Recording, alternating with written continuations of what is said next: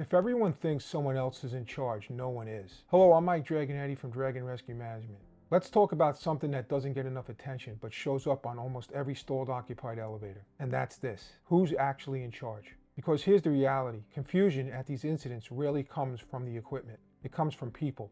You've got multiple players showing up. Fire department, elevator mechanics, building staff, security, sometimes management. And on paper, it looks like a team effort.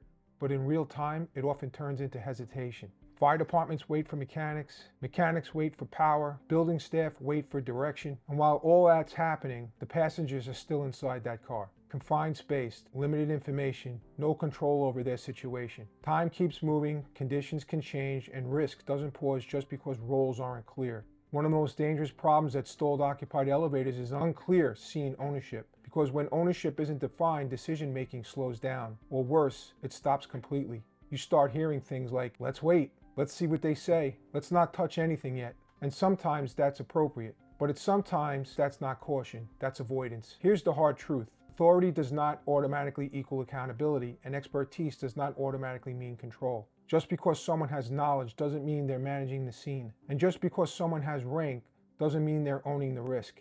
At every stalled occupied elevator, someone must take responsibility for the scene, the decision-making process, and the risk that comes with both. That doesn't mean acting alone, and it doesn't mean ignoring expertise. It means coordinating intentionally. It means bringing the right people into the decision, but not abandoning the responsibility to make one.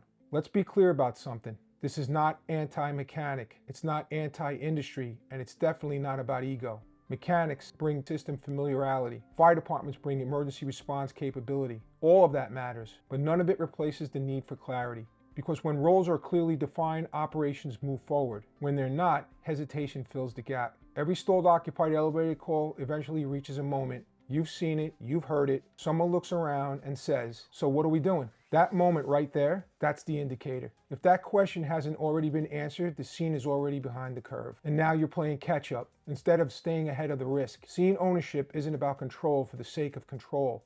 It's about accountability. Because if everyone's waiting on someone else, no one owns the risk. And when no one owns the risk, the passengers inside that car, they're the ones who pay for it. In the next video, we're going to talk about something that ties directly into this. Making decisions with incomplete information. Because elevators don't wait for perfect clarity, and neither should you. Work smart, work safe, train often, train safe.